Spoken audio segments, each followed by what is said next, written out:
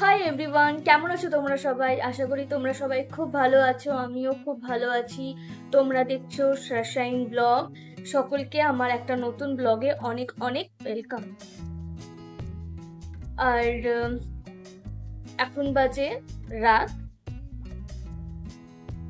9:46, 9:45 মতো বাজে। সকাল থেকে কোনো ব্লগ করতে পারিনি আমি। শরীর মন কিছুটাই ভালো ছিল না, সেই কারণে আজকে হচ্ছে তারাও দেখে বলে দিচ্ছি, ভুলে গেছি কাছে কত তারিখ। আজকে হচ্ছে 14 তারিখ, শনিবার। রাত 9:45 থেকে আমি আজকের ব্লগটা শুরু করছি। ভেবেছিলাম করব না, কিন্তু তারপরে আবার মনে হলো যে না, দোকানে তো আজকে যাইনি। শরীরটা সকাল থেকেই শরীরটা দিচ্ছিল না আর কি। কাল থেকেই শরীরটা ঠিক লাগছিল না। আজকে একদমই ঠিক ছিল না। সকাল থেকে ব্যাস শুয়েই ছিলাম আমি। স্নান টান কিচ্ছু করিনি, খালি লাঞ্চটা করেছিলাম। সকালবেলা একটু বেলা করে উঠেছি, তারপরে শরীরটা ভালো লাগছিল না, দিয়ে আবার শুয়ে পড়েছিলাম।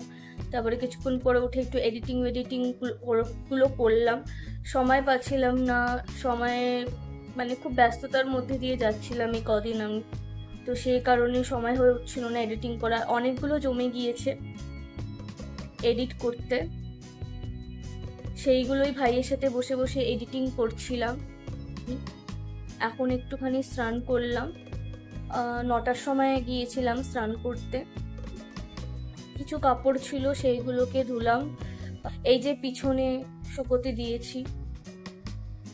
তারপরে ভাবলাম যে না, একটুখানি ভিডিওটা তো করাই যায়, দোকানে যেহেতু যাইনি, ভিডিওটা তো করতে পারি বসে।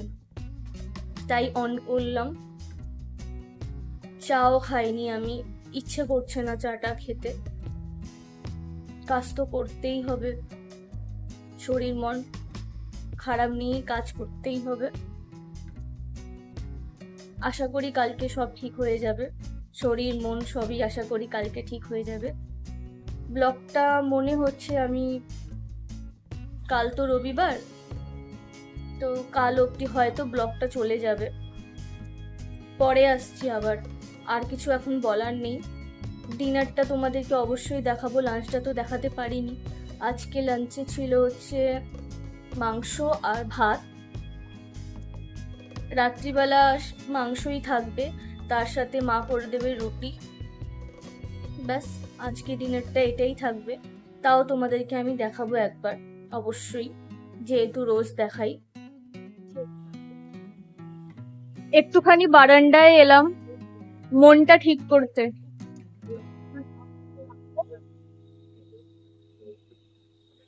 মাঝে মাঝে হাওয়া দিচ্ছে, ঠান্ডা ঠান্ডা, ভালো লাগছে।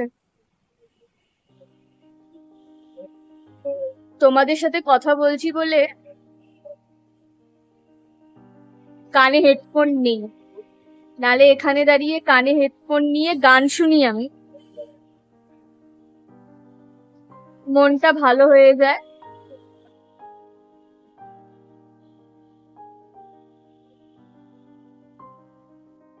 ভাই এসেছিল কিছুক্ষণ আগে, আটা ছিল না, আটা দিয়ে গেল।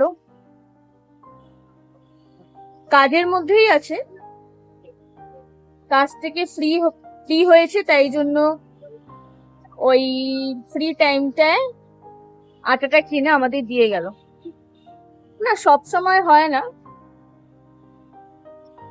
কখনো কখনো কাজের মাঝখানে ও টাইম বার করে, ঘরের কিছু ইম্পর্টেন্ট কাজ থাকলে তাহলেই করে। এমনি যে কাজগুলো আমি করে নিতে পারবো সেগুলো ও করে না। মানে আটাটা যেখানে পাওয়া যায়, মানে আমরা আটাটা যেখান থেকে কিনি আর কি,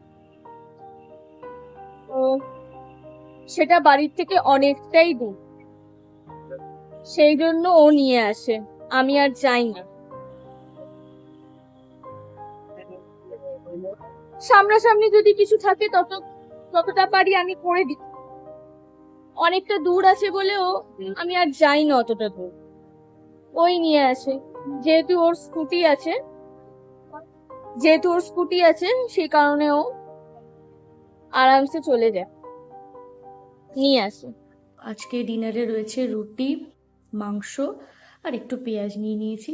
আমি খাওয়াও শুরু করে দিয়েছি, কিন্তু দেখাতেই ভুলে গেছিলাম। হঠাৎ করে খেতে খেতে মনে পড়লো যে দেখিয়ে দিই।